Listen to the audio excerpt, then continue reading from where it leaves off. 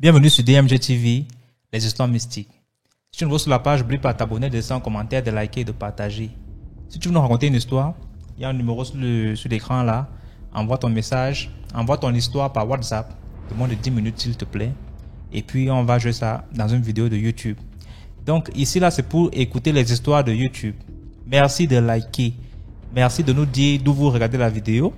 Merci de laisser des commentaires, de partager à vos proches, à votre entourage. Donc on va commencer avec la première histoire.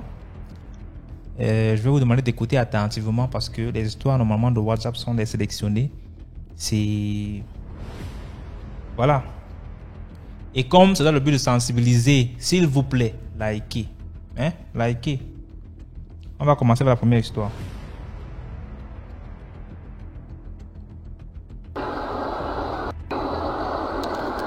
Bonjour ou bonsoir, chers frères et sœurs.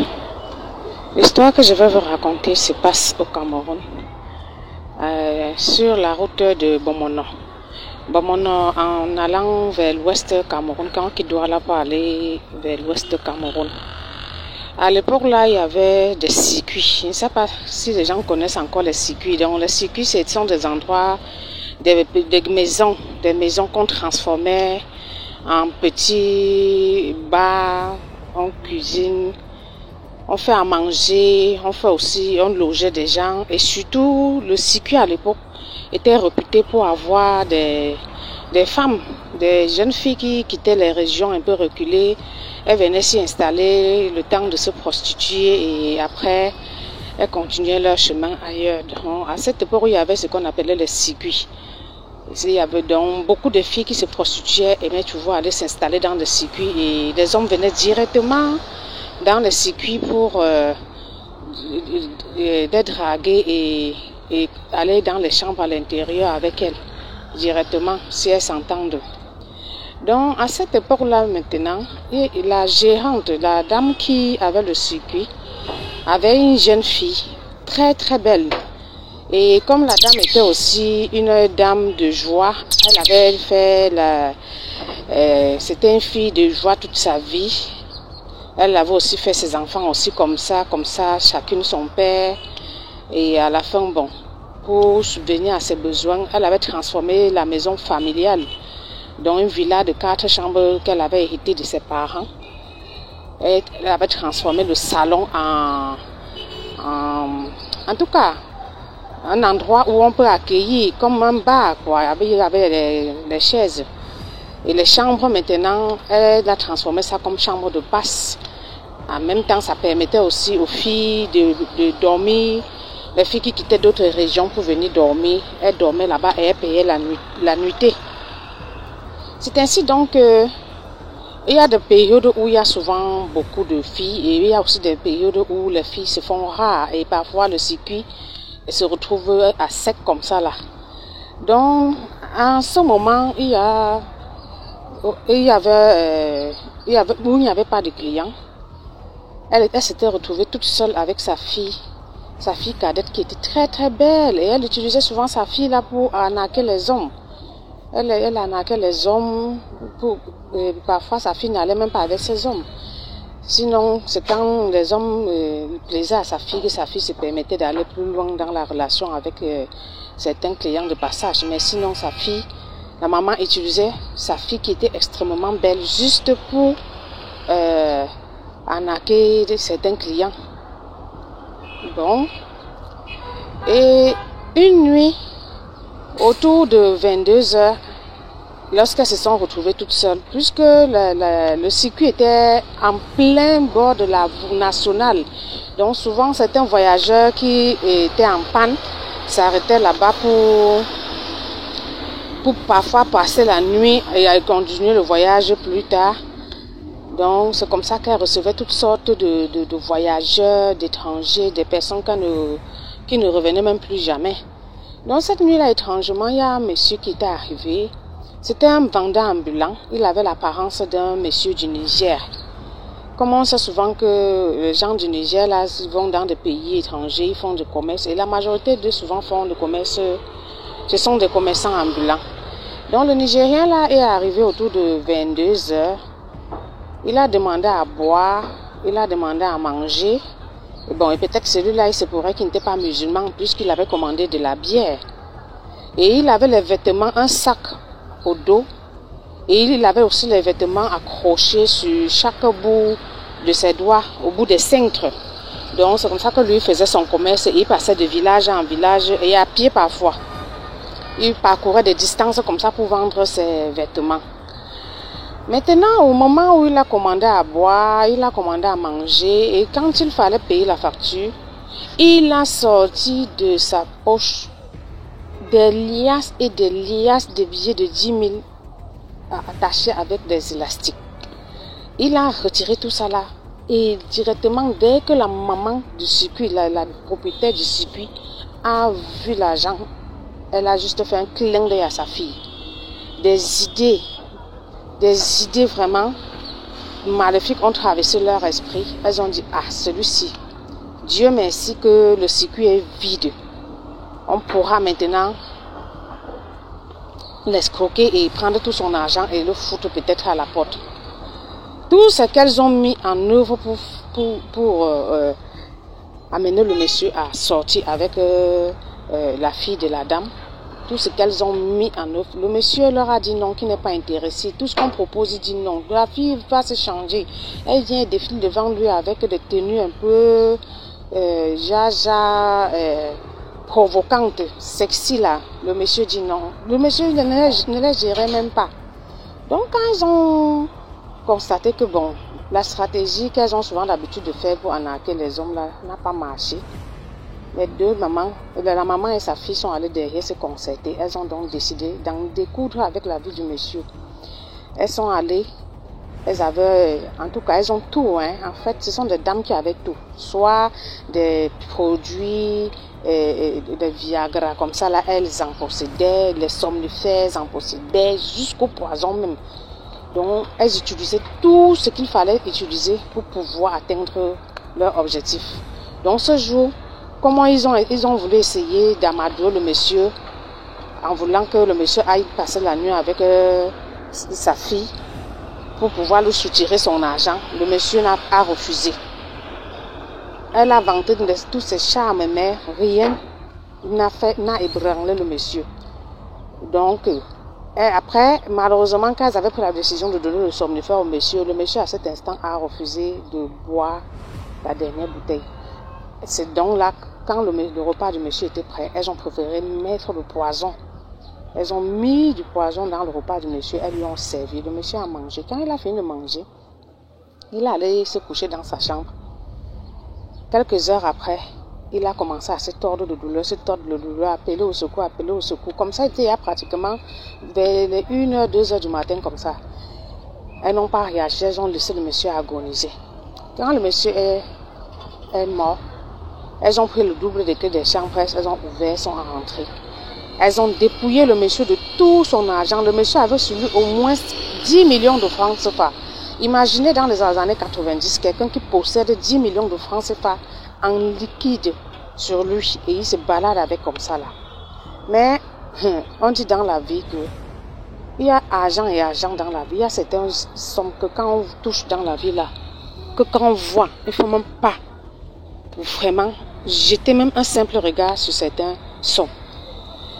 Maintenant, quand elles ont tué le monsieur, dans la même nuit, elles ont décidé de se débarrasser du cadavre avant que quelqu'un ne s'en aperçoive. Parce qu'au moment où le monsieur était arrivé, il n'y avait même pas de témoins. Donc, c'était facile pour elles de faire disparaître le cadavre du monsieur. Comme ça, elles n'auront de compte à rendre à personne. Comme personne n'avait vu le monsieur arriver dans leur circuit, donc on ne saura jamais que le monsieur est décédé chez elle. C'est ainsi donc que la maman décide de porter le monsieur sur ses épaules. Accompagnée de sa fille, tenait la torche. Il y avait une petite falaise non loin, donc peut-être à 500 mètres, 1 kilomètre même de leur maison. Elles se sont enfoncées dans la nuit noire là. Elles sont allées, la fille tenait la torche avec tous les bagages du monsieur, dont elle ne voulait même pas laisser de preuves. Elles arrivent maintenant devant la falaise. Quand la maman se courbe pour vouloir balancer le cadavre du monsieur dans le ravin, le cadavre refuse de se décoller du dos de la maman. La maman essaye une fois, 2 fois, 3 fois, 4 fois, 5 fois, 6 fois, plusieurs tentatives. Le cadavre refuse de décoller sur le dos de la maman. C'est ainsi donc quand elle décide, fatiguée d'avoir essayé plusieurs fois, elle décide de retourner au circuit. Mais lorsqu'elle arrive au circuit, chose curieuse, quand elle essaie maintenant de déposer encore le cadavre dans la chambre où le monsieur était, le cadavre décolle de son dos. Elle s'était dit, peut-être c'était juste un phénomène comme ça, passager. La maman et la fille encore ont repris la décision de reprendre encore le cadavre. Elles sont encore retournées là où il y a la petite falaise. Elles ont essayé la même opération, rien. Fatiguées, elles sont encore revenues au circuit.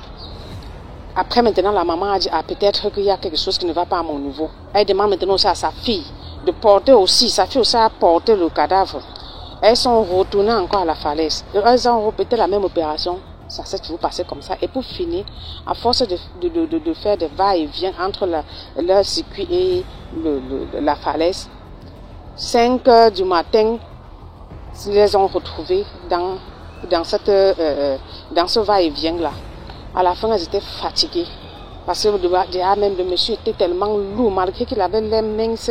Mais comme il était bien grand de taille, le cadavre était bien lourd. Donc quand elles se sont fatiguées, elles ont décidé donc de revenir déposer le cadavre au circuit dans la chambre que le monsieur avait occupée.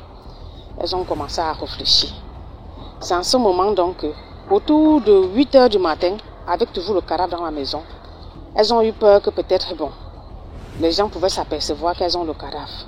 Elles ont donc décidé de fermer le circuit tant que le cadavre est là, elles ne reçoivent plus personne. Elles ont fermé toutes les portes du circuit. 1 jour, 2 jours, 3 jours.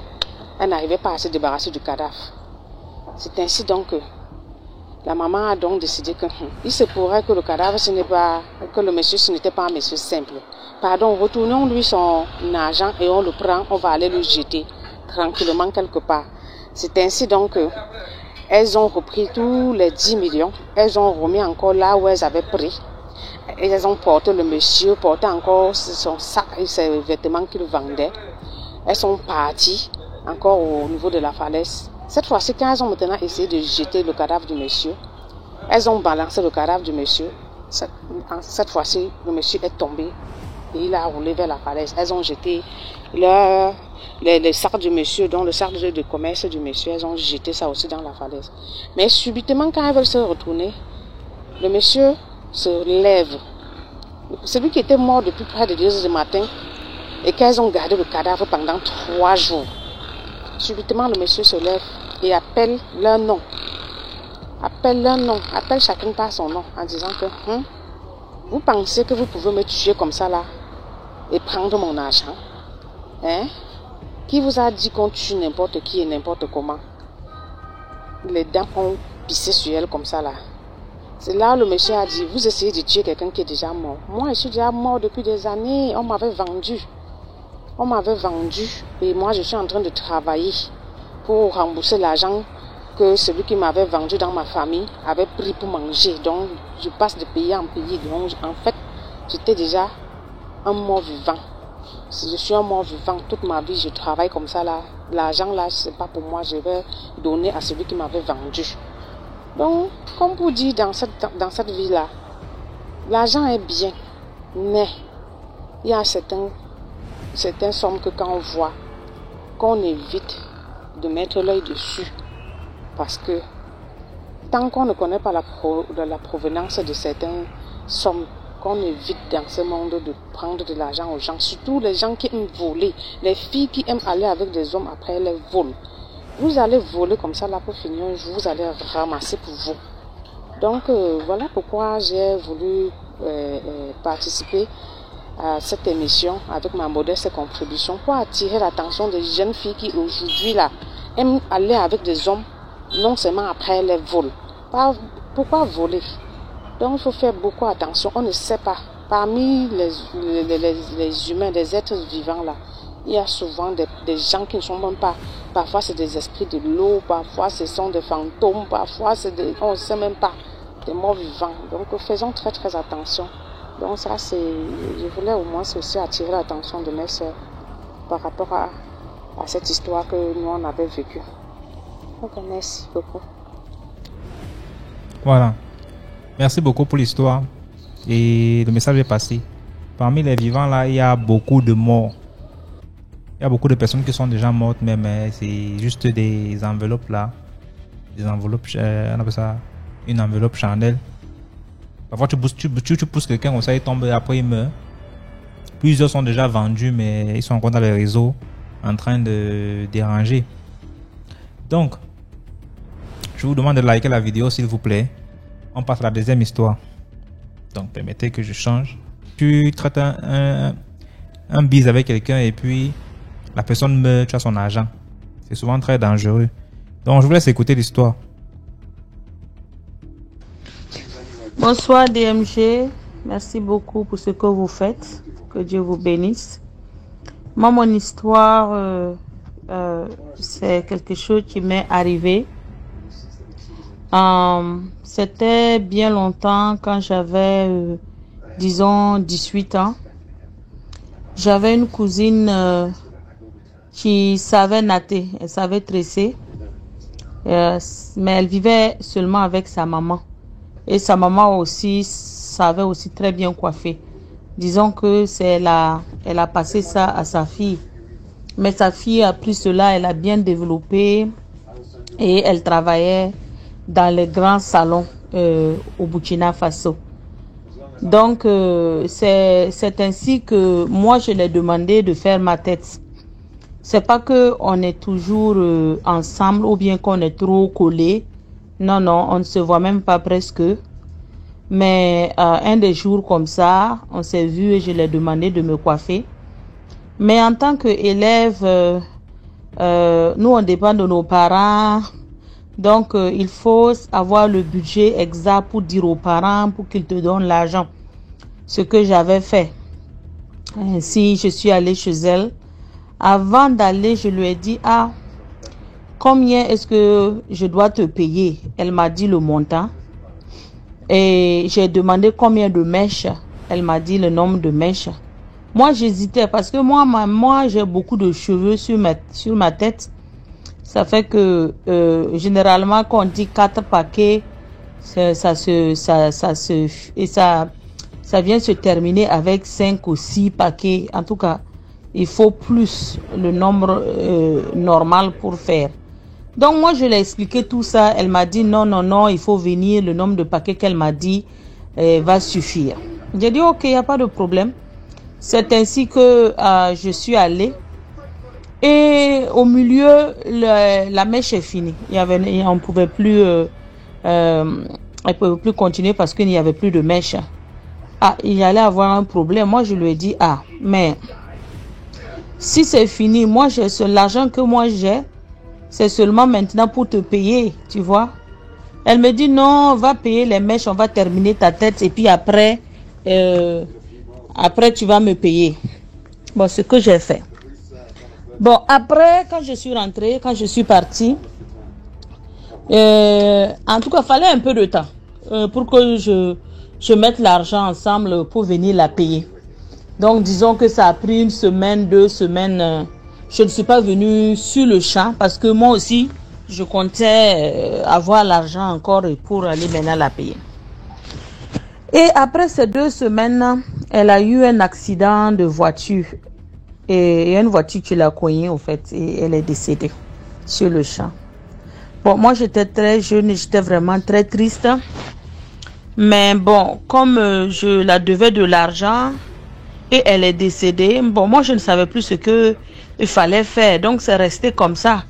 Pour moi, c'était pas de ma faute. You know, elle est décédée, bon, c'est fini. Bon, je ne savais pas, bon. Et bon, c'était fini comme ça. Et des années après, disons même près de 15 ans, 16 ans après, moi-même, je me suis mariée. J'étais même à ma 3e grossesse. C'est ainsi que j'ai eu un songe. Et dans le songe là, moi, j'étais au dehors. Et du coup, j'ai vu la mer, comme les tsunamis là. La mer qui était en train de... La mer c'est-à-dire on ne s'attendait pas. Quand tu ne t'attends pas et puis tu vois qu'il y a la mer qui est en train de venir. Et elle est venue, la mer est venue nous engloutir. Donc, je me suis retrouvée au fond de l'eau, moi et puis mes 2 enfants. Je me suis débrouillée, battre les pieds et je me suis rendue à la surface de l'eau. De toute façon, la mer était agitée en train de venir là. Arrivé et maintenant quand j'étais à la surface, tout s'est devenu comme un calme. C'était vraiment très calme. Ça, c'était dans mon songe que j'ai eu ça. C'est vraiment très calme. Et il y avait maintenant, et puis c'était trop triste. Il y avait des bateaux, un bateau triste. Tu ne vois personne à la surface, mais c'est des bateaux comme des bateaux solitaires qui sont en train d'aller dans un même sens. Il y a un des bateaux qui s'est arrêté et qui m'a pris moi et puis mes enfants. Et nous, on est sortis, on est monté sur le bateau. Mais il n'y avait personne. Ça s'est arrêté nous prendre, mais il n'y a personne sur le bateau. Je sais seulement le bateau s'est arrêté et puis nous prendre. Bon, moi, j'ai pris les enfants, je suis allée mettre à la cabine, j'ai fermé et je suis ressortie pour essayer de comprendre et voir ce qui se passait. C'est là maintenant qu'il y avait un autre bateau qui me faisait face. Mais il y avait un peu de distance. Et il y avait une personne aussi dans sa cabine. Je ne pouvais pas voir la personne. Mais sur le champ, la personne m'a appelé comme au téléphone. Moi, j'ai pris. Et je ne sais pas comment j'ai eu ce téléphone-là. Mais bon, j'ai décroché le téléphone. Et la personne me parlait de sa cabine. Elle me dit, j'ai fait ta tête et tu m'as jamais payé. Moi, je dis, wow. Ça, c'est qui? Moi, je dis, non. Moi, j'ai toujours payé mes personnes. Moi, j'ai toujours payé quand on fait ma tête. Elle répétait la même chose. J'ai fait ta tête, tu m'as jamais payé. Moi, j'ai dit non. Moi, j'ai toujours payé. Moi, j'ai toujours payé. Le temps que je finisse de parler comme ça, il y avait 2 gros chiens. Il y a un des chiens même qui m'a léché le pied. Oh. Moi, je n'ai plus attendu. Je n'écoutais même plus le téléphone. Et je suis rentrée dans ma cabine et je me suis réveillée. Dieu voulant, je suis allée un des jours voir ma maman chez elle. Je lui ai dit, je lui ai expliqué le songe. Maman me dit, qui a fait ta tête et tu n'as jamais payé? Moi, je dis, non, maman, moi, j'ai toujours payé. Moi, j'ai toujours payé mes trucs. Comment est-ce qu'on peut faire une coiffure et puis se lever sans payer? Elle me dit, non, réfléchis très bien. Réfléchis, essaie de prendre le temps, tu réfléchis. Et c'est là que je me suis rappelée de ma cousine là. Et j'ai expliqué ça à maman. Maman m'a dit, wow, tu ne sais pas que tu ne dois pas prendre crédit de quelqu'un. Spécialement quand la personne meurt et tu as son crédit. Tu dois aller faire tout ton possible. Aller payer et remettre l'argent de la personne. Moi, j'ai dit, maman, je ne savais pas. Je dis, pardon, accompagne-moi rapidement, on va aller voir sa maman. Et puis, je vais payer l'argent là que je la devais. Maman m'a accompagnée, nous sommes allés. Mais sa maman, depuis toutes ces années-là, moi je voyais sa maman. Je rencontrais sa maman, je sentais qu'elle était vraiment très triste. Mais bon, moi aussi j'étais triste aussi. Mais bon, il n'y avait rien que on se disait vraiment particulièrement. Quand nous sommes arrivés, maman l'a expliqué l'histoire, mon rêve. Et la tante a dit que chaque fois qu'elle me voit, elle veut me dire, paye cet argent-là. Mais elle avait peur parce qu'elle ne voulait pas que, genre, moi je vais penser que elle est méchante et autres. Maman dit, non, mais il faut les dire, ce sont des enfants, ils ne connaissent pas. Et elle me dit que ma cousine là a gardé mon nom jusqu'à ce qu'elle décède. Parce qu'elle disait, maman, elle va me remettre cet argent-là. Elle va me donner mon argent. Elle lui dit, mais elle ne va pas bouffer ton argent. Elle va te remettre ton argent. Jusqu'à ce qu'elle décède. Qu'est-ce que, quand elle a fini ma tête là, pas longtemps après elle est décédée, j'ai dit oui. Elle me dit, donc ce jour-là, j'ai payé l'argent. Double, ou bien c'est triple même que j'ai payé, j'ai donné. Et je me suis levée là-bas. Quand j'ai payé cet argent-là à sa maman, 3 semaines, en tout cas ça n'a pas duré, je n'ai pas compté le temps, Mais ça n'a pas duré. La maman est décédée. Accident de voiture. Et dans cet accident-là, dans le car-là, c'est elle seulement qui est décédée. Et les autres là, dans l'accident qui s'est passé, les autres, rien ne les est arrivé. Ils ont été blessés, mais c'est elle seulement qui est décédée. C'est pour dire que pour tous ceux qui ont crédit ou bien qui doivent l'argent, en tout cas, il faut grouiller payer. Il ne faut pas garder crédit de quelqu'un. Voilà, c'était mon histoire pour ce soir. J'en ai d'autres, mais plus tard. Merci. Voilà. On a écouté l'histoire. Tous ceux qui, si tu me donnes l'argent, mon ami, rembourse-moi. Parce que si je meurs là, quand je vais revenir, c'est le feu. Laissez des likes, likez la vidéo s'il vous plaît, ça ne coûte rien. Il y a un petit pouce comme ça là. Clique dessus, tu likes la vidéo avant qu'on ne continue. Et que... Donc, on passe à l'histoire numéro 3. Histoire numéro 3. Une histoire de revenant. Likez la vidéo, Eki. Likez la vidéo. Bon, l'histoire, c'est quoi? Lorsque j'avais 14 ans, on était dans un village de la Côte d'Ivoire qui s'appelait Djitri. Il y avait une fille baoulée qui travaillait chez ma tante. Puisqu'elle était commerçante, donc la fille baoulée travaillait chez elle. Elle était commerçante, elle vendait pour elle. Donc, qu'est-ce qui s'est passé? C'était la fille qui avait son papa qui était dans un village. C'était un cultivateur. Donc, le papa, il avait une femme. Il avait une femme qui était enceinte. La femme, même, je l'ai vue, tout ça, il y a eu à la croisée une fois, une ou deux fois, il y a eu à la croisée. Nous sommes allés chez elle.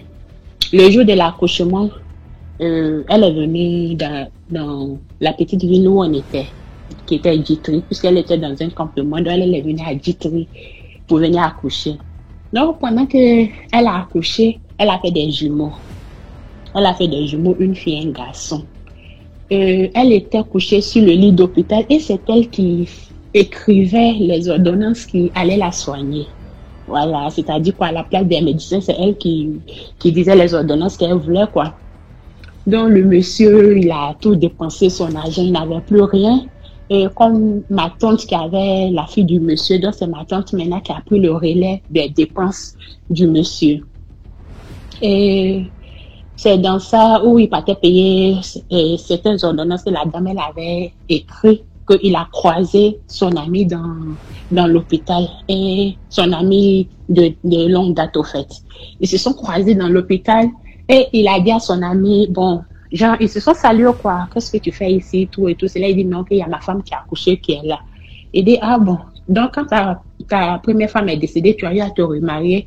Il dit non, que on est ensemble, mais on n'a pas encore officialisé les choses. C'est là, il dit, ok, que je peux aller la saluer. Comme tu dis, elle vient d'accoucher, je peux aller la saluer. Donc, c'est ainsi, il a pris le monsieur, son ami, et ils sont allés saluer sa femme sur le lit d'hôpital. La femme qui était à l'hôpital. Donc, ils sont allés saluer la femme dans la salle. Le monsieur a dit, ah, que comme elle a besoin des médicaments, donc je vais vous laisser, puisqu'il a fait les présentations, tout et tout, il dit, je vais vous laisser et je vais partir acheter les médicaments à la pharmacie rapidement, je reviens. Non, le monsieur, il était là-bas. Au retour, on dit la femme, elle est décédée. La femme, elle est décédée. Au fait, lui, ça l'a étonné ça allait chez elle, tout et tout. Donc, il n'a pas compris comment ça se fait qu'on dit cette dernière est décédée.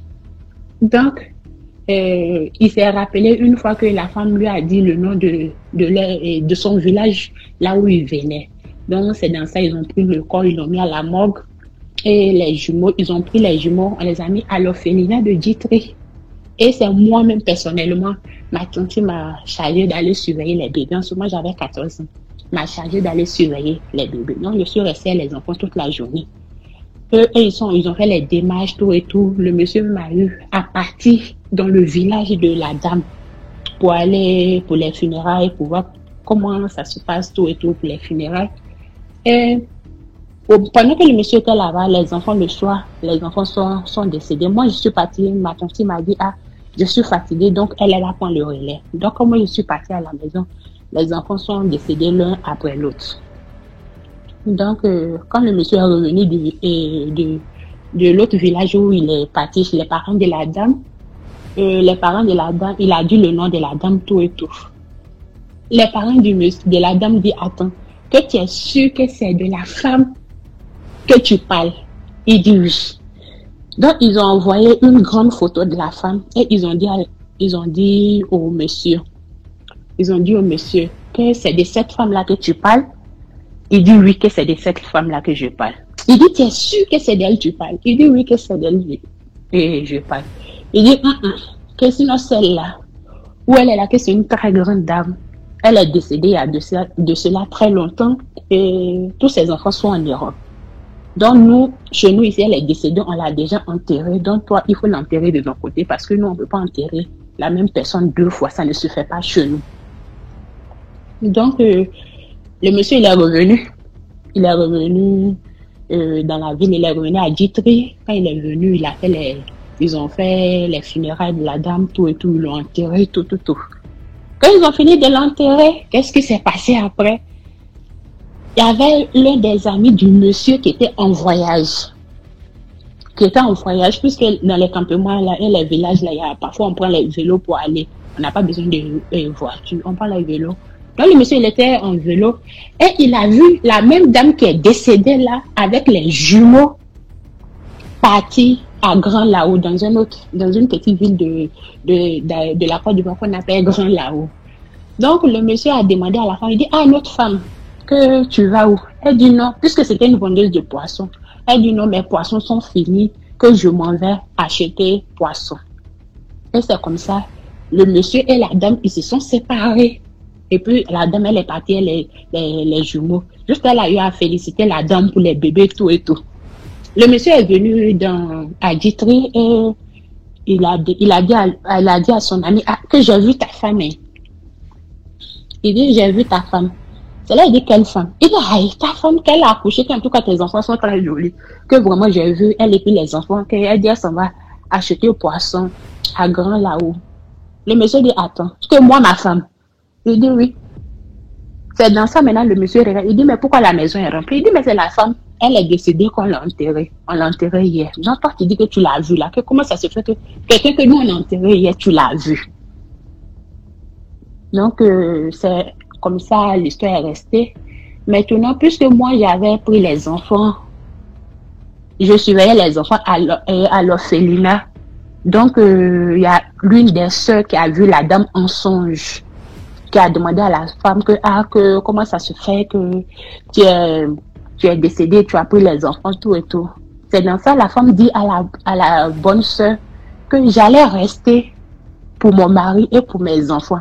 Mais du moment qu'il a envoyé son ami à l'hôpital ce jour-là et son ami m'a reconnu que j'étais déjà décédée, raison pour laquelle j'ai été obligée de partir avec mes enfants, que je ne pouvais pas partir pour laisser mes enfants. Donc j'ai pris mes enfants et je suis partie. Donc c'est un peu l'histoire qu'elle a, c'est mon histoire et bon, c'est ce que j'ai vécu au fait lorsque j'avais 14 ans, c'est-à-dire en 2004. Dans un village de la Côte d'Ivoire qui s'appelle Djitri. Donc c'est une histoire réelle, c'est une histoire vraie. Parfois même quand je parle de ça aux gens, je me crois pas, on me dit non, que c'est impossible, que comment une personne qui est morte une fois, 2 fois peut exister encore, parce que le monsieur l'a vu sur la route, elle dit elles sont en Grand Lao, ça veut dire que elle est décédée 2 fois, mais elle est encore là. Donc c'est un peu mon histoire que je tenais à rencontrer sur votre chaîne, parce que je vous suis sur Facebook et puis sur YouTube. Donc, bonne soirée à vous. Merci. Bye. Merci beaucoup pour l'histoire. Et laissez-moi vos commentaires, vos impressions en commentaire. Commentez, qu'est-ce que vous pensez de l'histoire? Likez la vidéo. Merci à tous ceux qui participent très souvent. Je vois les noms, je ne vais pas citer, il y en a tellement.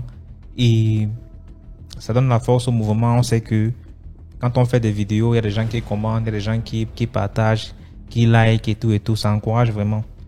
Ok. La quatrième histoire. Quatrième histoire, encore une histoire de revenant. C'est grave, hein. Au dehors, c'est là maintenant. Qui est même vivant, qui n'est pas vivant. Ok. Oh. L'histoire que je vais vous raconter, c'est l'histoire d'un jeune homme. Qui est fils unique à sa maman, qui est orphelin de père, qui a été élevé que par sa mère. À l'âge de 26 ans, le gars meurt. Il décède de façon brusque. Il n'était pas malade. Voilà, donc de façon mystérieuse au fait, il meurt. La maman était sous le choc. Elle était tellement choquée. Elle n'arrivait pas à digérer la mort de cet enfant-là. Elle n'arrivait pas. Elle avait failli devenir folle. Parce qu'elle n'arrivait pas à gérer au fait. C'était compliqué pour elle. Donc elle, pour dormir, il fallait qu'on donne les somnifères. Elle n'arrivait pas au fait. C'était trop. C'était trop. C'est cet enfant qui l'avait permis au fait de résister face à toutes les difficultés de la vie. C'est cet enfant-là. Et un bon matin comme ça, à ses 26 ans, le gars décède comme ça. Donc la maman, au fait, elle n'arrivait plus. C'est comme ça, elle ne faisait que pleurer. De jour comme de nuit, elle ne faisait que pleurer. Donc elle avait l'impression que sa vie s'était arrêtée. Elle avait perdu goût à la vie. Elle n'avait même plus envie de vivre. Donc les gens étaient là pour la surveiller, par peur qu'elle puisse se faire du mal. Elle n'arrivait pas. C'est comme ça, à chaque fois quand elle dormait, elle voyait son fils dans les rêves. Son fils lui disait, maman, ne pleure pas. Comme tu pleures là, tu me bloques le chemin. Il n'y a pas moyen pour moi d'aller à la lumière et de rejoindre la lumière. Arrête, cesse de pleurer, maman, cesse de pleurer. Je sais que je t'ai beaucoup fait de mal. Je sais que c'est pas facile, mais arrête de pleurer. Quand tu me pleures comme ça, là, ça me fait beaucoup de mal. Franchement, à chaque fois, elle rêvait de son fils qui venait au fait dans les rêves, essayer de la consoler, essayer. C'est comme ça, un jour, son fils là lui dit dans le rêve, comme tu n'arrives pas à passer dessus, tu n'arrives pas à faire ton deuil correctement, je veux faire quelque chose qui va vraiment te redonner goût à la vie. Je veux faire quelque chose qui va te redonner le sourire, parce que je te vois comme ça me fend le cœur, ça me brise, franchement, ça m'empêche d'aller, de passer de l'autre côté. C'est comme ça. La maman, les prières et tout, les consolations, les hommes de Dieu qui venaient la fortifier, elle commençait un peu à se résoudre à ce que son fils est parti, voilà. Et la vie devait continuer.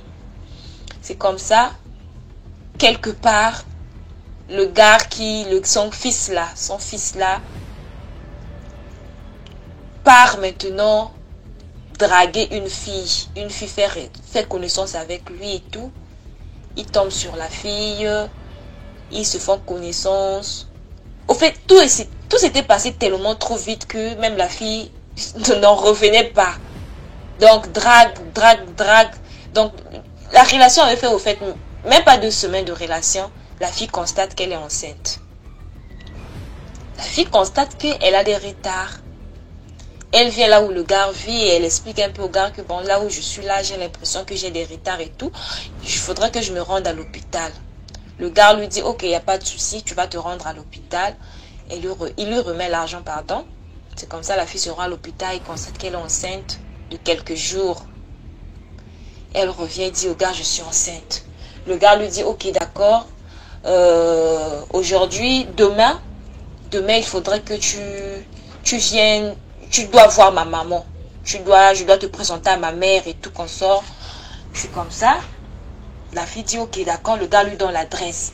Elle dit au gars, mais pourquoi on va parler nous deux? Le gars lui dit, non, quand tu vas t'apprêter, là, moi, je serai déjà à la maison chez maman. Je vais essayer un peu de l'expliquer la situation. Donc, quand tu viendras, ça serait juste pour les présentations et tout. Mais ce qui est sûr, ma maman va aimer. Elle va pas se fâcher, t'inquiète pas et tout. Elle va beaucoup t'aimer. Tu es une bonne fille et tout. C'est comme ça, la fille dit, ok, d'accord. Le lendemain, elle s'apprête et tout. Elle arrive chez le gars, là où le gars lui avait donné l'adresse. Le temps là, il n'y avait pas les histoires de téléphone et tout. Il n'y avait que les numéros de parcelles, la ruelle et tout. Elle arrive, elle frappe au portail, on vient l'ouvrir, elle rentre. Elle trouve la parcelle du genre... Tu vois là où il y a eu deuil, non? Il y a eu deuil, il y a toujours... Il y a encore la famille qui est là, il y a encore des gens qui sont là et tout. Vu que la maman n'arrivait pas à passer à autre chose, il y avait encore des gens qui étaient là pour la surveiller, pour la garder au fait. La fille s'assoit, elle salue tout le monde, bonjour, bonjour, on la regarde, on demande, qu'est-ce qu'on peut faire pour toi? Elle dit non, je suis là parce qu'un tel m'a demandé, m'a dit hier que je devais passer, il serait là et tout, qu'on sort pour qu'on voit la maman et tout. La maman là se met à pleurer, elle commence à pleurer. Qui? Elle dit non, un tel, hier on était ensemble et tout, j'ai un problème et tout, quoi. Il n'est pas encore arrivé ici. On lui dit, tu es sûre de toi? Elle dit oui, je suis sûre de moi. Je suis sûre de moi. On s'est vu hier. C'est lui qui m'a expliqué la ruelle et tout qu'on sort. Elle m'a dit, ma maman, elle est comme ça, comme ça, comme ça, comme ça, que je devais arriver ici. Je devais aussi lui croiser en même temps ici. Mais on lui dit, tu es sûre de ce que tu racontes? Mais pourquoi tu racontes ça d'abord? Elle dit non, c'est parce que je suis enceinte. Je suis enceinte, donc il devait me présenter à sa maman. On dit, tu es enceinte, tu es sûre de toi? Elle dit oui. On calme la maman, arrête de pleurer. Elle dit, mais maman, tu pleures pourquoi? Est-ce que c'est le fait que je suis enceinte qui te fait pleurer et tout?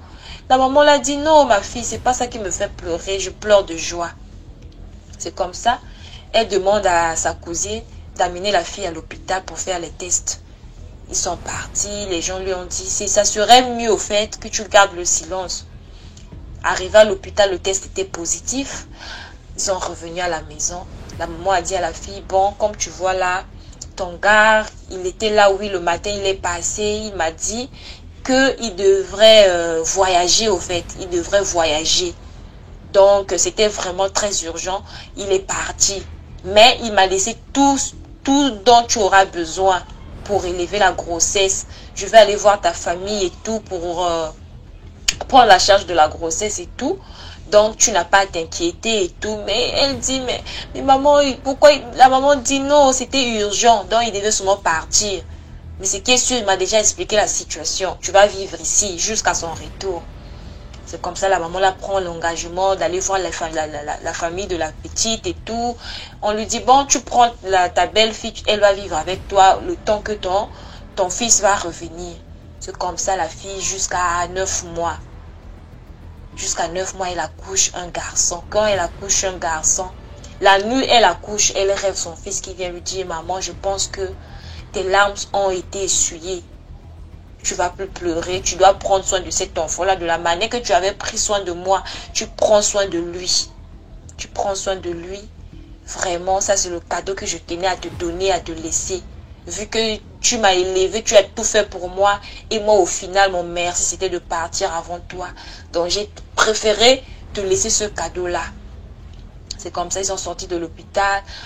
Mois 2, mois 3, mois, la fille commence maintenant à te demander, mais comment j'accouche? Il n'appelle, il n'écrit pas, il n'envoie pas de lettres, il ne revient pas aussi pour voir son enfant. C'est comment je cherche, je veux vraiment parler avec lui. C'est là où la maman la lui fait asseoir, lui explique l'histoire. On lui montre les photos et tout qu'on sort. La fille était choquée. Elle était choquée de choquée. Elle n'en revenait pas. Quand elle voit l'enfant, elle touche l'enfant, elle n'en revenait pas au fait. Franchement, elle n'en revenait pas. Mais bon, ce qui est fait, les faits sont là, l'enfant est là. Tu vas faire comment? Tu vas quitter dans ça. Tu vas sauf que rester. C'est comme ça, la maman lui avait dit, bon, tu es libre. Hein. Si tu veux rester, tu restes. Si tu veux partir également, tu pars. Mais ce qui est sûr, c'est mon petit-fils. Je dois prendre soin de lui. Donc, voilà un peu mon histoire. Bon. Merci beaucoup pour l'histoire. Qu'est-ce que vous pensez de l'histoire? Si tu es la fille, qu'est-ce que tu vas faire? Compliqué, hein?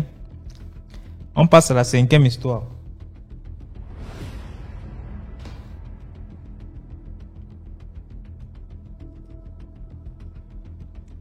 Cinquième histoire. Bonjour DMG. Moi, je vais raconter l'histoire que j'ai vécue en 2018 à l'est de Cameroun. Je vais taire le nom du village. J'ai vécu l'histoire donc Une maman est venue en mariage chez un papa dans mon village avec un enfant à main. Le papa a élevé l'enfant. L'enfant est devenu comme son enfant. La mère de l'enfant commençait à faire des problèmes. Déjà, son mari sortait avec sa fille. Les gens ne comprenaient rien. Les problèmes chaque jour. Mais son mari disait qu'elle faisait les problèmes comme ça parce que, comme elle était alcoolique, c'est l'alcool qui le poussait à raconter du n'importe quoi. Un jour, elle a commencé à bagarrer avec son mari. Bagarrer avec son mari. C'est comme ça que son mari le pousse. Elle a eu à doser, à cogner la tête sur la porte. Elle s'est évanouie le sang. On a amené la dame à l'hôpital. Et à l'hôpital là-bas, c'est mon père qui était médecin. Quand elle arrive à l'hôpital, elle est décédée sur la table. C'est comme ça que mon père a fait l'autopsie. Il a vu que elle est morte. C'était l'hémorragie interne qui lui a tué. On a porté le corps. Comme il n'y a pas de morgue chez nous, on a porté le corps pour son village, vu qu'elle n'était pas mariée avec le monsieur en question. C'est comme ça qu'on lui met sur la moto. Il y avait une personne derrière elle pour la soutenir. Quand on arrive dans son village, au cours de la route, elle a fait pipi. Elle a fait pipi sur la moto, mais tant qu'elle est morte, on arrive avec elle, on échange, on lui met, on fait tout. Le lendemain, elle s'est revenue, on l'enterre. Quelques jours après l'enterrement, elle a commencé à s'aimer les rages. Elle a commencé à déranger. Genre, si son enfant est chez toi, vous n'allez pas dormir la nuit. Elle vise les cailloux. Si son enfant est sur la moto comme ça, qu'elle partait peut-être en ville, c'est son enfant qui voyait sa mère. Son enfant, elle est sautée. Elle vous laissait sur la moto. Elle saute, elle est là debout. Vous faites l'accident. Elle ne se fait pas mal. Elle dit que ma mère était là.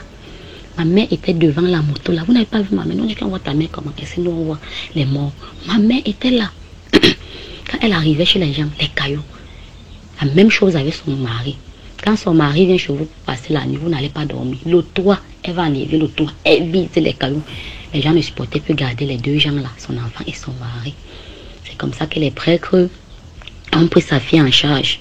Les prières pour le protéger contre sa mère, donc pour mettre la barrière.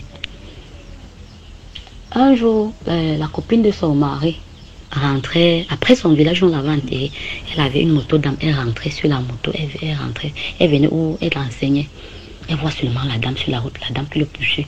Et la maîtresse en question, elle roulait sur la moto. Et c'est elle-même qui était au volant, une moto d'âme. Elle avait le chapelet devant sa moto.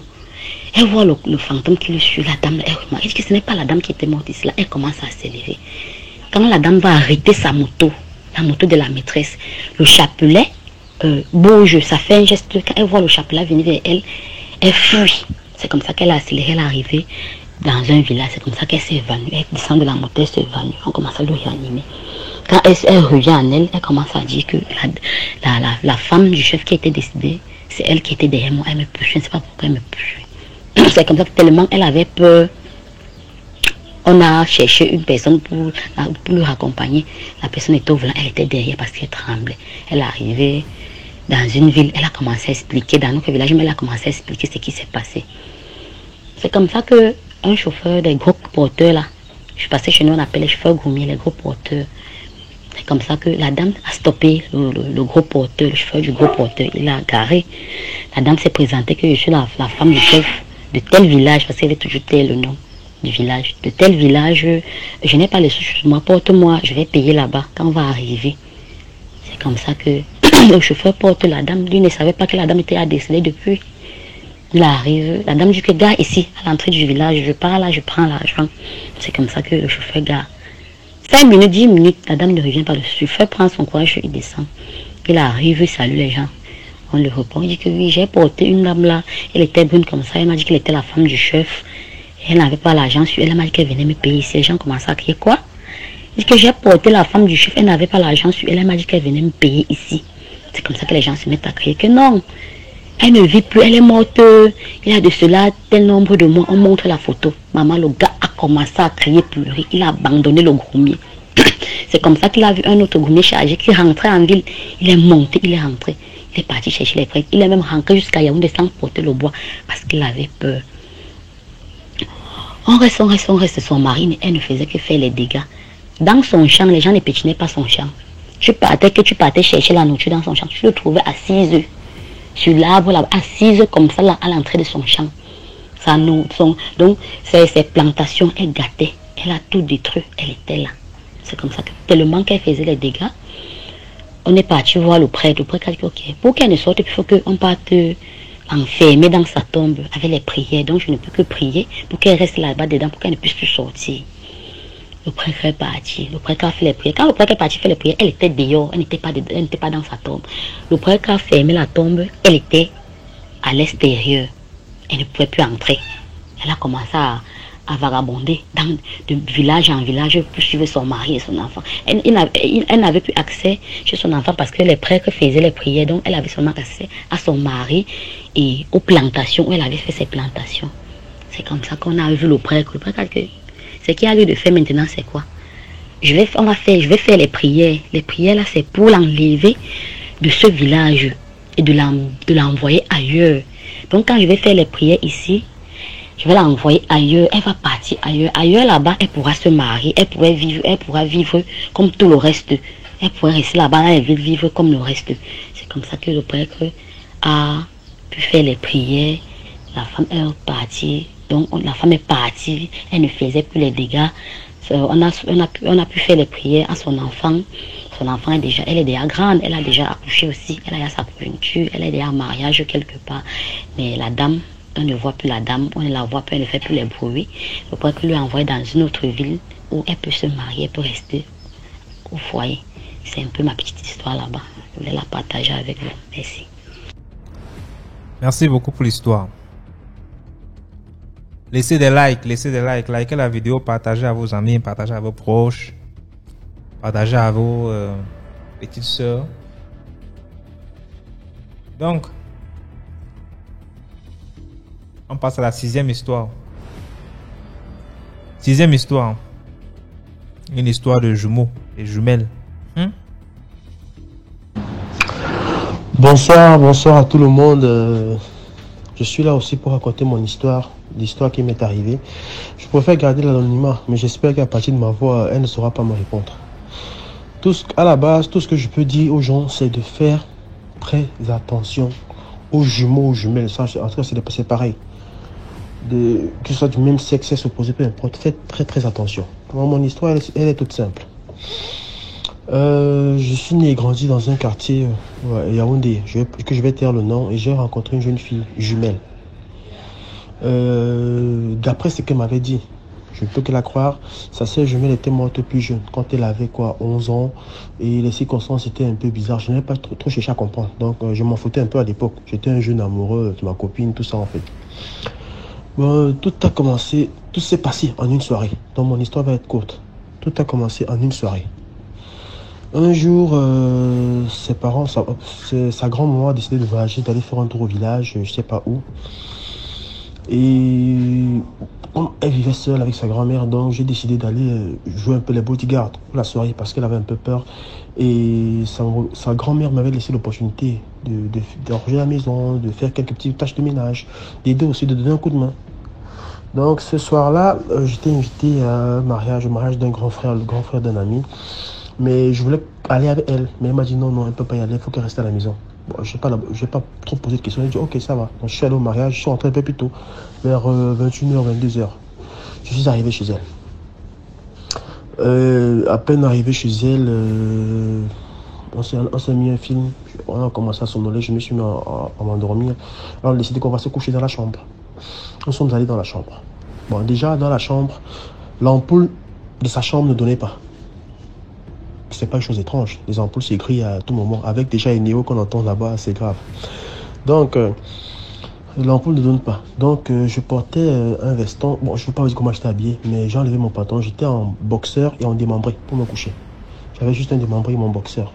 Donc, j'ai enlevé mon pantalon et tout le reste pour me coucher. Elle était juste à côté, à ma droite.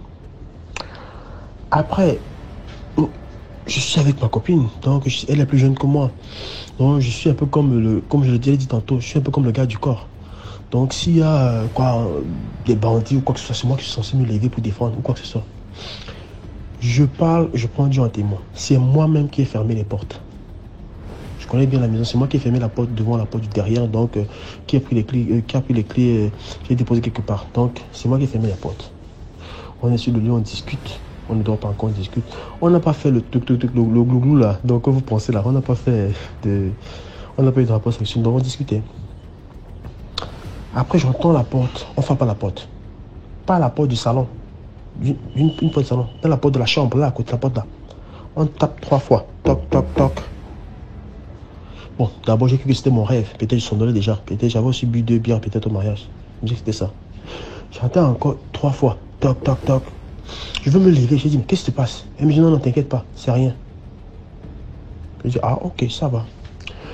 On continue de discuter. J'entends encore. Toc, toc, toc. Je dis, mais qu'est-ce qui va passer? Je me dis pas, moi, je me lève, je vais pas me dire non. Je voulais pas te le dire, n'aie pas peur. C'est ma soeur qui vient me voir tous les soirs.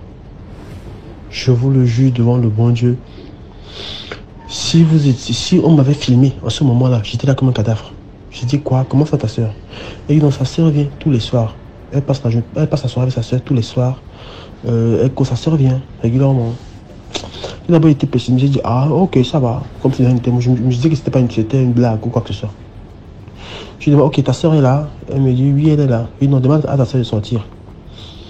Elle me dit ok. Il dit en plus comment je savais que ta soeur est sortie? Elle me dit en sortant elle va cogner 2 fois. Toc toc 2 fois. Je commence à rigoler. Je dis ok demande à ta soeur de sortir. Je vous le jure, la porte a recogné 2 fois. Encore. C'est là où j'ai commencé à sentir que c'est aujourd'hui que je vais mourir. J'ai retenu la date. Ce n'est même pas demain, ce n'est pas après-demain. Je meurs aujourd'hui. J'ai dû j'ai commencé à prier dans le cœur. J'ai fait le Notre Père dans mon cœur. J'ai commencé à prier doucement. Après, elle a changé de voix. Ma copine qui est à côté de moi a changé de voix.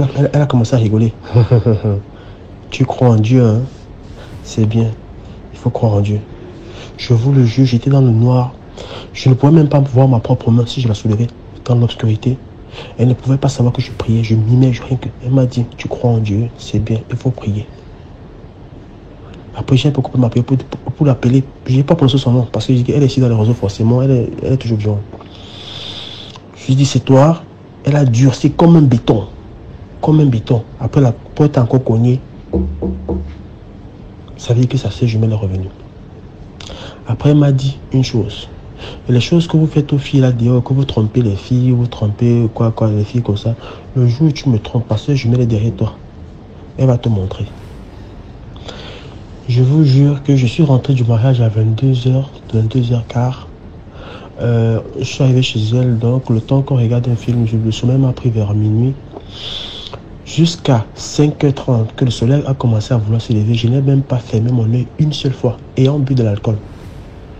Je suis resté éveillé. Là où, à l'époque, j'avais un Motorola C200, un Motorola couleur bleue là, noir couleur bleue, la lumière bleue là. À un moment, la porte fait caca.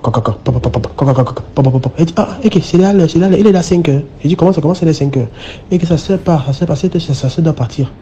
J'ai dit comment ça? Je me tords pour prendre mon téléphone, mon Motorola, je regarde ma montre. Il était 5h00 pile poil. 5h00 pile poil. Je vous le jure, en 6 heures de temps, entre minuit et 5 heures de temps, j'ai prié de toute ma vie. Je n'ai jamais prié ainsi. Comme ça ne suffisait pas, il m'avait donné un bracelet. Une fronde. Comme ça dans les blagues, bien avant, hein, que passer le bracelet, ça va te protéger. Ne t'inquiète pas, pour tout ça. Ce bracelet s'est coupé. Moi, je suis chrétien catholique. Ce bracelet s'est coupé à la chapelle, à l'église. Je sortais de la messe comme ça. Je ne sais pas, une personne m'a salué quoi. Le bracelet s'est coupé. Je ne sais pas pour quelle raison. Je ne sais absolument pas. Ce bracelet s'est coupé en pleine église. Maintenant, pour couronner le tout, garçon curieux comme je suis, j'ai dit, mais qu'est-ce qui m'est arrivé l'autre jour? J'en ai parlé à ma maman, à mes soeurs, on m'a fait mes actions de grâce. On a prié pour moi, on a fait tout. Moi aussi, comme ça ne suffisait pas, je voulais tester. Et c'est là où j'ai été frappé. 2 jours plus tard, dans ma chambre, je suis sur mon lit. Après ma petite prière, je me suis dit, mais qu'est-ce qui m'est arrivé l'autre jour? Je l'ai d'abord bloqué. D'abord pour vous rappeler, bloqué, supprimé, tout, je voulais plus rien entendre. Sur mon lit, j'ai dit, qu'est-ce qui m'est arrivé l'autre jour? Est-ce que c'était vrai? Je rêvais ou bien j'avais bu ou quoi? Qu'est-ce qui s'était passé? Ce que je vous raconte, c'est mon histoire. Ce n'est pas comme m'a dit ou m'a raconté, c'est mon histoire. Sur mon lit, j'ai prononcé le nom de sa sœur jumelle 3 fois, 4 fois. Je prononce son nom. Il dit, si c'était vraiment toi, manifeste. Si c'était vraiment toi, manifeste.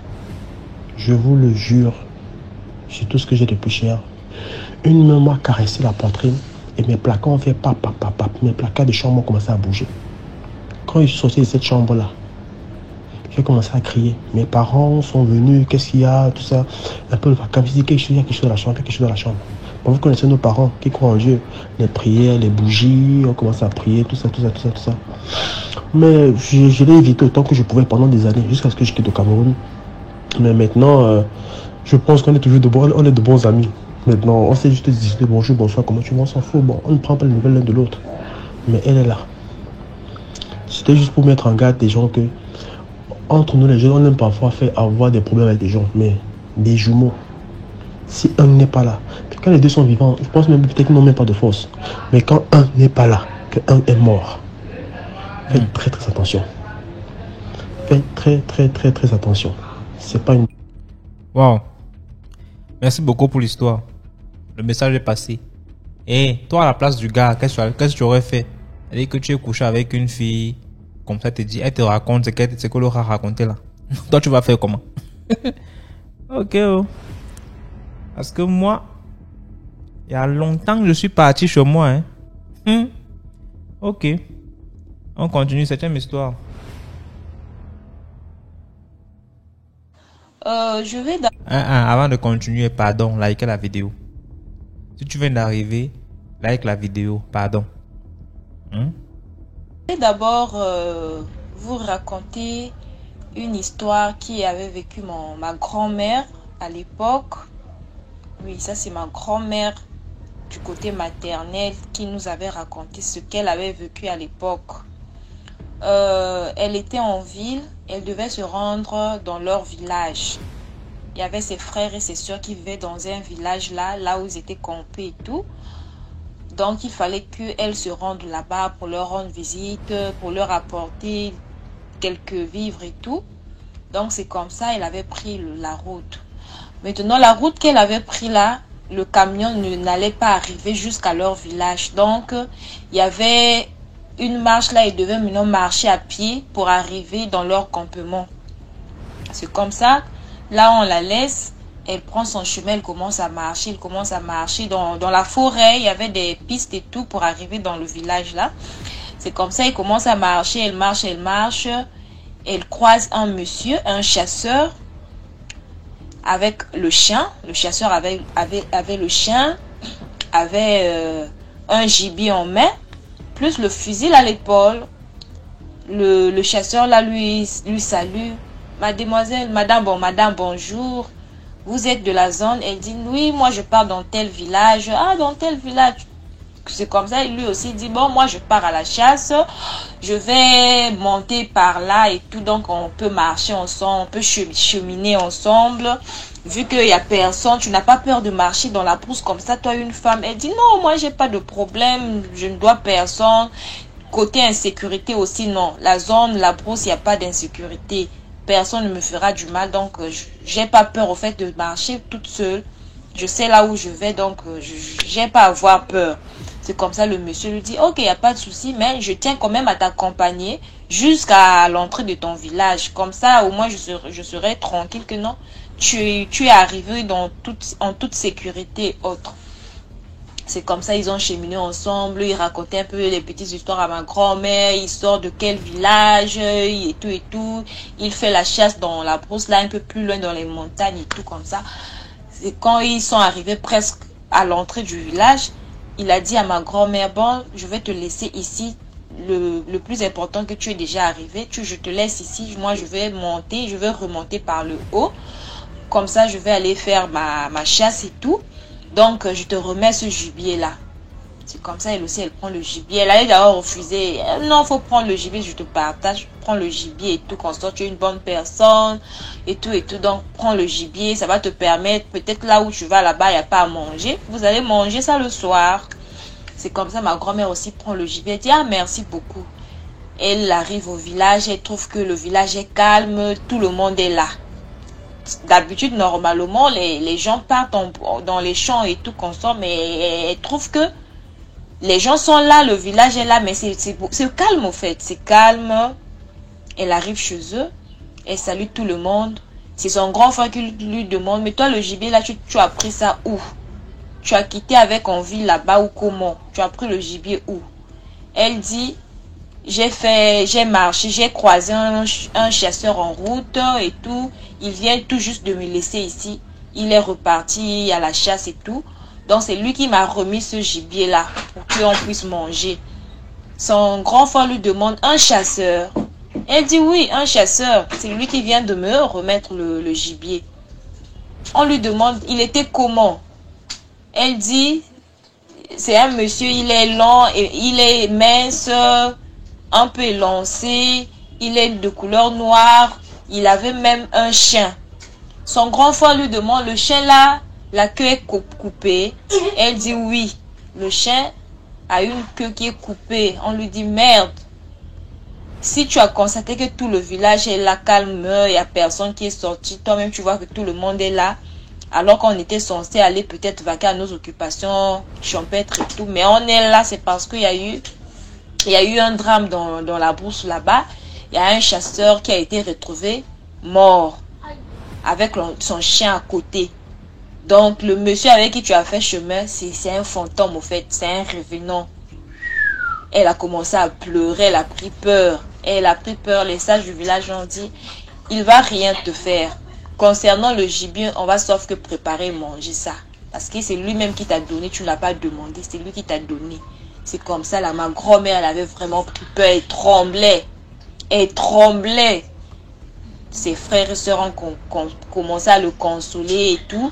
Jusqu'à, ils ont préparé le gibier, ils ont mangé, ils ont dormi. Le lendemain, il a dit, je peux plus rester ici, là. En tout cas, raccompagnez-moi en ville. Je peux plus continuer à être ici parce que c'est plus fort que moi, au fait. Je croise une personne, je chemine avec la personne, je cause avec la personne, jusqu'à la personne me remet un gibier alors que la personne même est décédée dans la forêt, jusqu'à la police est entrée même dans la forêt là-bas pour aller récupérer le corps, mener des enquêtes de quoi il est mort et tout consort. Et le chien qui était vivant. Et le chien qui était vivant. Et elle avait vraiment pris peur. Donc voilà un peu mon histoire que ma grand-mère avait vécue au fait. Merci beaucoup pour l'histoire. Et dites-moi les leçons que vous tirez de cette histoire. En commentaire. Likez la vidéo. Likez la vidéo. On passe à la 8e histoire. 8e histoire. Écoutez attentivement s'il vous plaît. Un policier qui faisait son travail normalement. Hein. Quand la malchance te prend. Ça. Allô, bonsoir, DMG. J'espère que vous allez bien. D'accord, je vous ai longtemps suivi. Aujourd'hui, moi aussi, j'ai une petite histoire pour vous qui date bien sûr déjà de plusieurs années. C'est à Saint-Cassé. L'histoire s'est passée à Saint-Cassé, la frontière entre le Togo et le Burkina. À Saint-Cassé, il y avait un douanier togolais qui était à cette douane, qui on appelait tout à terre. Tout à terre. C'est-à-dire que quel que soit ton chargement, lui doit fouiller. Il fouille. Mais il y a un Aladji, un musulman très riche, qui arrive à faire des dons pas possibles à la douane chaque fin d'année. Non seulement il le fait à la fin d'année, mais il le fait régulièrement.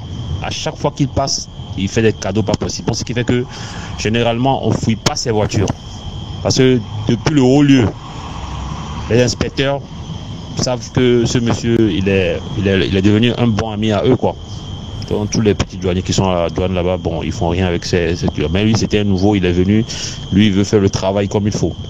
Il fouillait tout. Donc il fouillait les voitures. Tellement il faisait son contrôle, c'est là d'où est sorti son nom, tout à terre. Donc comme ça, ce dernier est arrivé, il allait les saluer comme d'habitude. Voilà mon camion, comme d'habitude quoi. Il dit non monsieur, vous arrêtez, je dois faire mon contrôle.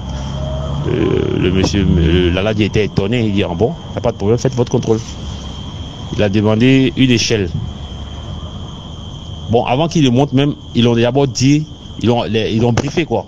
Ses collègues l'ont briefé en disant, ah, ce monsieur, on est ensemble, c'est pas aujourd'hui. Depuis le haut lieu, on dit de taper l'œil, quoi. De laisser, bon, voilà, quoi. Il dit, non. Lui, il n'a pas reçu des ordres. Il n'a pas reçu ses ordres, donc il peut pas. Ils ont tout fait. Le gars a dit, monte. Il doit monter, vérifier. Il doit aller ouvrir le bâche depuis le haut. Jeter coup d'œil. Si c'est pas possible de vérifier ce qui est à fouiller, à vérifier, lui, il décharge tout, comme d'habitude. Décharger tout, il va en bas du camion et vous rechargez, vous partez. C'est son travail, il est en train de faire. Ils ont tout fait, le gars a refusé. Maintenant, il est monté, ils ont envoyé l'échelle, il est monté. Il a jeté coup d'œil, il a tourné. C'était en plein soleil, hein. 14h, un truc comme ça, 12h, 14h comme ça. Le soleil était fort. Il est en haut là-bas, il a fini de checker, il a fini de vérifier ce qu'il a à vérifier. Maintenant, il faut descendre. Le gars est là-bas pendant des minutes, voire 1 heure, il ne descend pas. Les gens ils ont commencé à comprendre que ça devient du sérieux.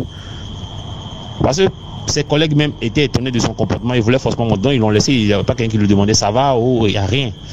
Donc il est en haut là-bas, il ne pouvait plus descendre. Il a fait 1 heure, 2 heures là-bas, il était en haut, il ne pouvait plus descendre de l'échelle. L'échelle qu'il a grimpé pour aller en haut du titan, pour aller contrôler les marchandises du camion, il ne pouvait plus descendre. Tout le monde était là en train de le regarder. Ils ont appelé maintenant parce que finalement le ladie est parti, hein. Lui il a quitté les lieux, il a dit au chauffeur avancez avec les camions, après vous me faites le compte. Lui il est parti. Ils sont allés le chercher. Il dit non, je n'ai rien fait. Il est en haut là-bas, nourriture, on l'a envoyé la nourriture, on l'a envoyé l'eau, mais lui il ne pouvait pas descendre. Il ne pouvait pas descendre, il est en haut là-bas.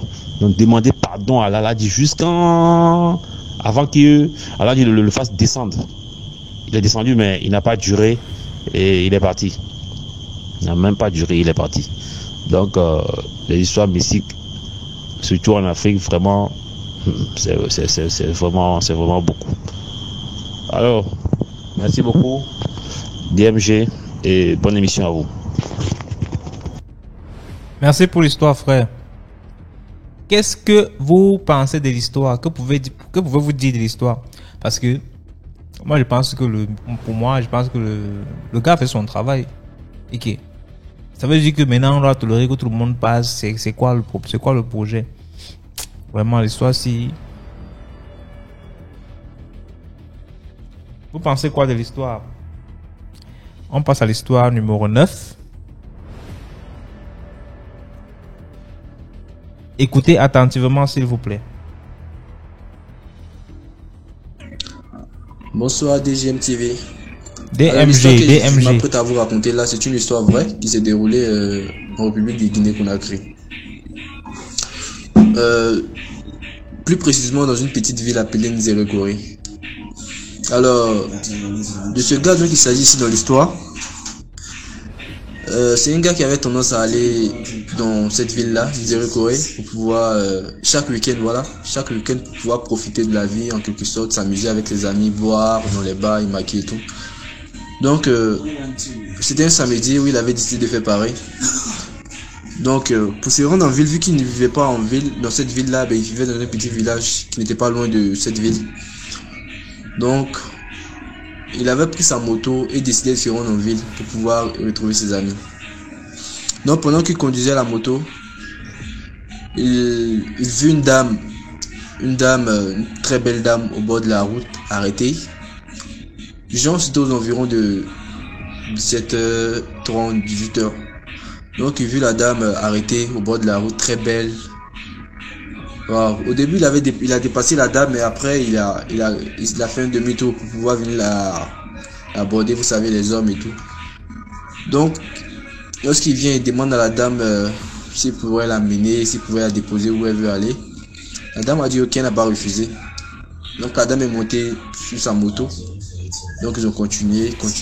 Arrivé à un certain moment, il demandait à la dame où est-ce qu'elle partait. La dame a dit non. Où est-ce qu'il l'amènerait? Ça l'arrangerait. Vous comprenez, du genre où le gars veut l'emmener, elle est partante. Donc le gars, lui, il se disait aussi que waouh, c'était avantageux aussi pour lui. Donc il a pris la dame et ils sont allés rejoindre ses amis dans un bar. Donc arrivé dans le bar, il a présenté la femme en question à ses amis. Donc ils ont eu à faire connaissance et ils ont passé un bon moment, ils ont dansé. Donc il était maintenant tard, presque 23h, presque minuit. Pendant qu'ils dansaient, il y avait d'autres de ses amis qui étaient du genre fatigués, donc ils étaient un peu assis sur les fauteuils dans le bar. Donc ils ont eu à faire un constat, ils ont remarqué que la dame elle dansait, mais les pieds en vrai c'était pas les pieds d'un homme. Vous comprenez, les pieds de la dame étaient comme les pieds comme disons c'était pas des pieds mais des sabots, vous comprenez. Voilà. Donc les gars ils ont trouvé ça louche, ils ont vu que cette dame là n'était pas claire. Donc ils ont appelé leur ami et ils ont parlé, ils ont dit non, que la femme avec qui vous êtes arrivé, qu'il est arrivé, qu'elle n'est pas claire, que c'est pas un homme, c'est pas une dame quoi, du genre un être humain, un truc. Donc ils ont décidé de faire un plan, vu que c'est lui qui est venu avec la dame, il faudra qu'il parte sans que la dame le sache. Donc il a dit ok, donc il a dit à la dame que du genre il part chercher de l'essence à une station, mais qui sera de retour bientôt. Donc il prit sa moto et il conduisit, genre essayant de s'échapper, de retourner à la maison. Pendant qu'il roulait, un coup il a entendu une voix qui lui disait mais roule doucement, tu vas faire tu veux qu'on fasse accident ou quoi. Du genre c'était la dame en question qui était encore sur la moto. Mais là il n'a pas compris comment il est arrivé sur la moto, vu que au moment où il démarrait la moto n'était pas là. Où il était sur la voie en train de rouler à vive allure, essayer de rentrer chez lui. Il attend la voix de la dame sur la moto. Donc la dame dit ah, mais où est-ce que tu pars comme ça? Tu m'as dit non que tu partais chercher de l'essence, mais je vois que tu regarde comment tu roules, j'ai l'impression que tu pars à une autre destination. Donc donc le gars lui a dit non, il partait chercher de l'essence mais de l'autre côté. Elle dit ok, si c'est comme ça on partira ensemble. Donc le gars l'a amené à une station mobile où il a pris de l'essence. Et après ils sont retournés encore au bar pour aller voir ses amis encore.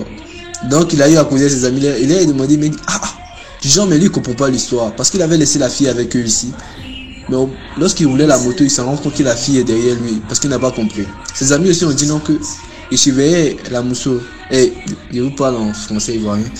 Il surveillait la fille, la dame en question, mais ils se sont pas rendu compte lorsque la dame du genre, ils se sont pas rendu compte à quel moment elle est sortie.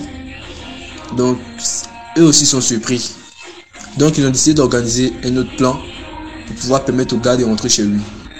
Donc les amis du gars en question, il y avait un qui avait une voiture. Donc il a dit ok, comme tu es allé seul sur la moto et que elle a apparu derrière la moto, ce qu'on va faire, nous allons aller ensemble. Du genre, une personne va rester avec la dame dans le bar et les autres vont aller avec l'autre gars dans la voiture pour aller le déposer à la maison et puis revenir dans le bar. Il dit ok, donc ils ont fait le plan. L'autre est resté avec la dame et l'autre groupe est allé pouvoir déposer le gars à la maison. Et donc ils sont arrivés à la maison, ils ont déposé le gars et ils sont retournés. Donc le gars en question, juste avant de rentrer chez lui dans sa maison, lorsqu'il ouvre la porte, il rentre. Lorsqu'il voulait refermer, c'est la dame qui pousse la porte et puis il rentre à son tour. Elle dit mais qu'est-ce que tu m'as fait? Tu me prends, tu m'envoies dans un bar, tu me laisses là-bas et puis tu rentres à la maison. Hein? Je vais t'apprendre. Comme qui à moi on manque pas de respect. Donc elle a tabassé le gars jusqu'à le gars s'est évanoui. Et après elle est partie. Donc le gars, quand il a eu à se réveiller, il a raconté l'histoire. Mais quelques jours après, il a succombé à une maladie inconnue. Une maladie inconnue. Genre la maladie est apparue comme ça et il est décédé. Ah donc ça aussi c'est une leçon de vie, c'est juste pour dire à tous les hommes. Ouais, c'est pas du genre c'est pas avec toutes les filles on part, c'est pas toutes les filles qu'on drague. Voilà, il faut souvent analyser avant de draguer. Donc c'était ça l'histoire quoi. Merci beaucoup pour l'histoire. L'amour là maintenant c'est forcé. Dès que tu le gars veut fuir la gueule là, que mon frère, tu vas seulement conduire ce que tu as commencé. Tu vas finir ton gari. Ok. On passe à la dernière histoire. Mais alors l'histoire sinon.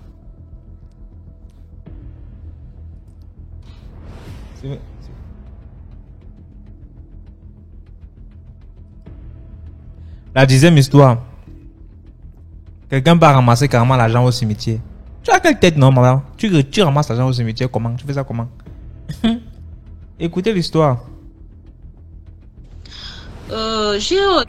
Non, avant d'écouter. Si ce que tu aimes les histoires de YouTube, de WhatsApp là, n'oublie pas de cliquer sur un like. La vidéo, partage, commente, hein. Voilà. Et pour ceux qui sont sur YouTube là, le lien de YouTube c'est en haut là. Hein? Ok, on écoute l'histoire.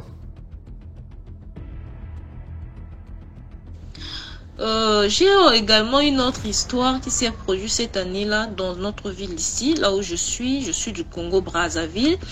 Je suis précisément à la Pointe-Noire. C'est l'histoire d'une femme qui va aux funérailles, arriver au cimetière, elle ramasse 20 000.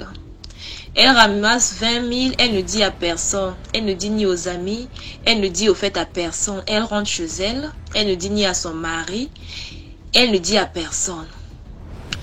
Un mois plus tard, aux environs de 23 heures, le mari qui regardait les matchs au salon, la femme qui était déjà couchée dans la chambre, il entend qu'on frappe à la porte.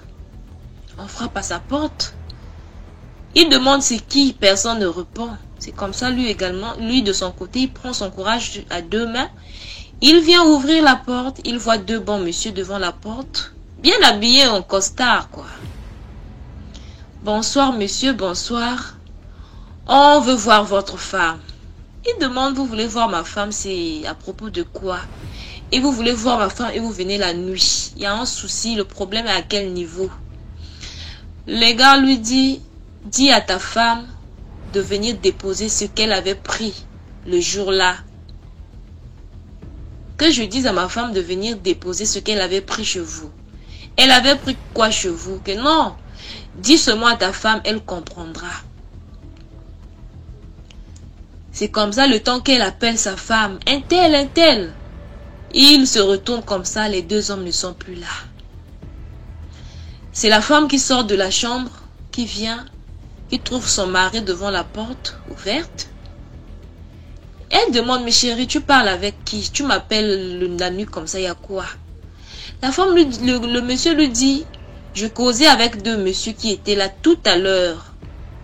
Je ne sais même pas par où ils sont passés, mais ce qui est sûr, j'ai causé avec deux messieurs qui m'ont dit de te dire de remettre ce que tu es parti prendre là-bas. Faut partir remettre ça.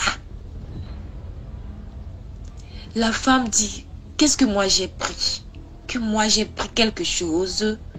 Le monsieur dit, oui, ils m'ont dit de te dire d'aller remettre ce que tu as pris là-bas.